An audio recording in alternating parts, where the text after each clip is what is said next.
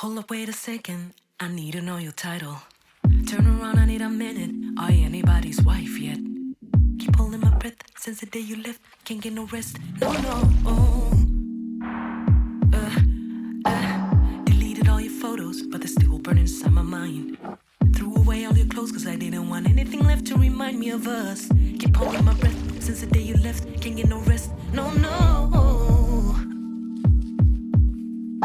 Make a wish and take one last breath as I'm diving deep. My head is underwater. I thought I didn't need you, but while I'm drowning slowly,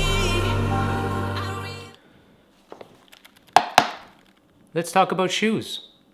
Work hard, get dough. I can't get no sleep, please make my life more simple. Miles inside these shoes so I don't stomp, I tiptoe. Fell 1,000 times and still I roll no limp though. But I wouldn't trade a thing for what I have.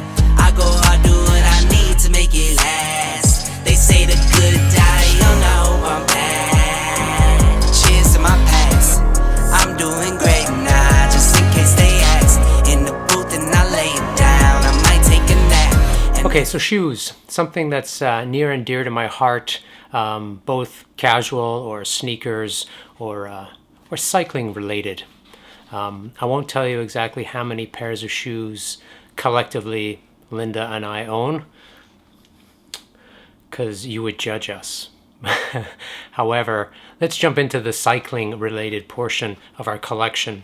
I'm going to start with the cheapest up to the most expensive pair of cycling shoes that we have. First things first, over the years, I've probably owned upwards of 20 different pairs of shoes ranging from Northwave, Rafa, Bont, Mavic, Sidi, Shimano, Diadora. I'm sure I'm missing some, but you get the idea. Basically, I'm on a search for the perfect pair of shoes, which I have yet to find. So the quest continues. Let's start with the Giro V70W. W stands for women. These are Linda's shoes, size 40. They've got an Easton E70 sole. She loves these. They look dope. They're super comfortable.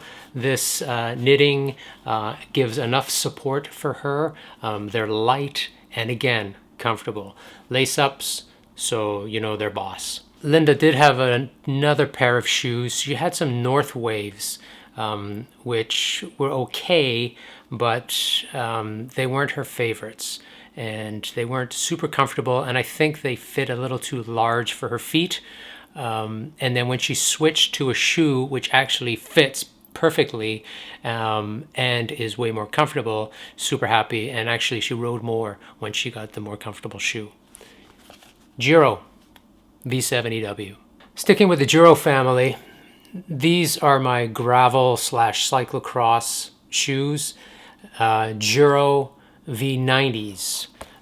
These have SPDs, you can see, recessed, and then rubber pads on the side for when you have to get off portage the bicyclette, or just generally go for a walk to get a cup of coffee. Again, lace-ups. I do like the lace-ups with these. Yeah, okay, you can change them on the fly, but realistically, choppers like us, how often are we changing the tension on the fly with our cycling shoes? Not very often. Yeah, I like the lace-ups. I find them super comfortable. I do love these shoes. Would I buy them again? Yeah, I'd buy them again in a heartbeat. Size 42, Giro V90s. Okay, moving up into a slightly different category. As you may or may not know, I'm based in Ottawa, and our season is quite short, so we do try and maximize the time riding outside when it is kind of crappy. And for that reason, some of the shoes I'm showing you aren't ideal for those situations. So yeah, you can put on shoe covers, but you don't always want to do that. So in that case, I have these. These are a Diadora kind of winter booties. They're called the Polar Flex Plus. They have a single boa system on them. 2 would be better, 1 is okay, but the best thing about these things is that they're lined and rather waterproof as well. So when the temperature does dip below 0, these are my go-tos.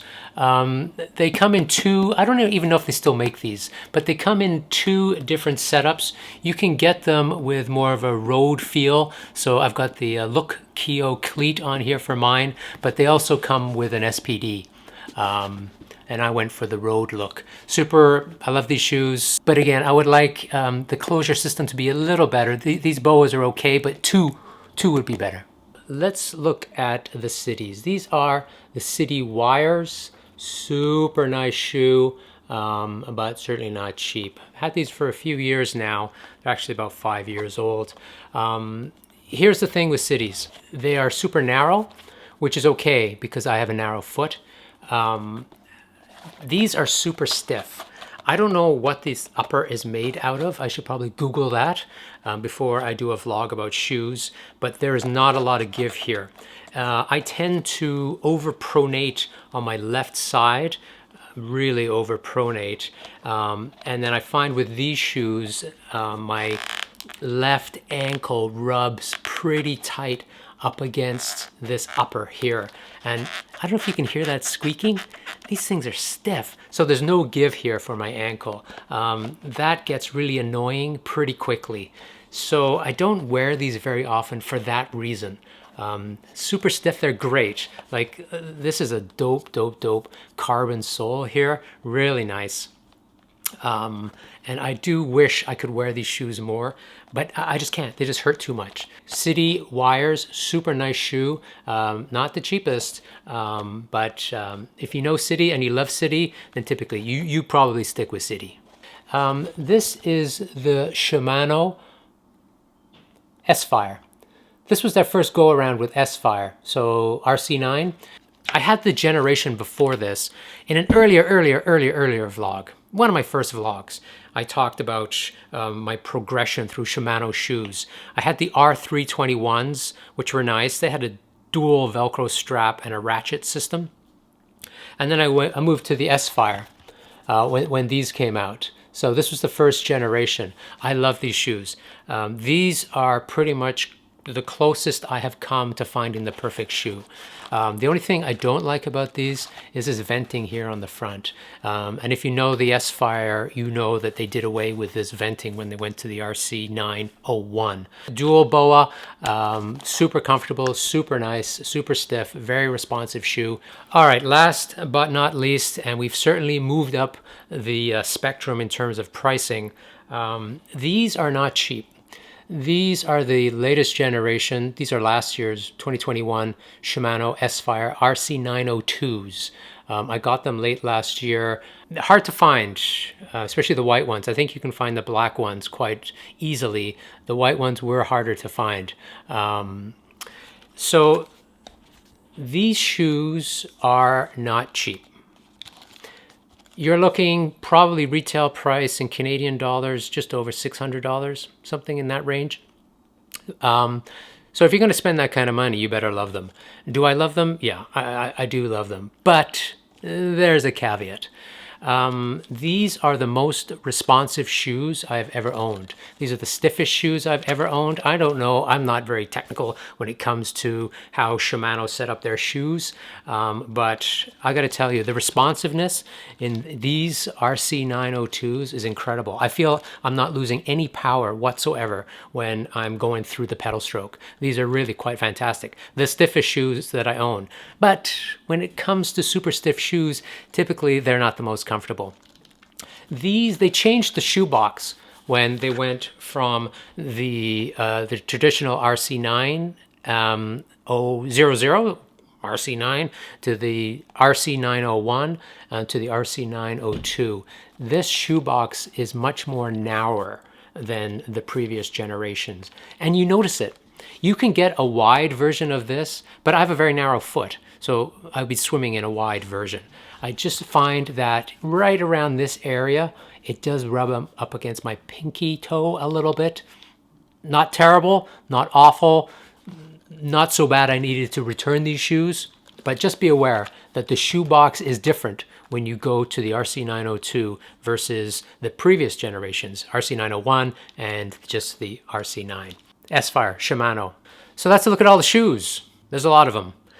I'm going to say again that I think my favorites are the first generation RC9 Shimanos. I think those are great.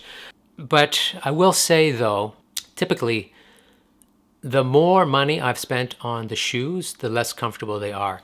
Now, you will look like a baller, which is awesome. You'll get the oohs and the ahs. But, you know, after a 3-4 hour ride, you're going to be pretty happy you got those shoes off. Versus the cheaper ones, for example, the Giro V90s or Linda's V70s, 250 bucks, 300 bucks in that kind of range. Could wear them all day. Super comfortable.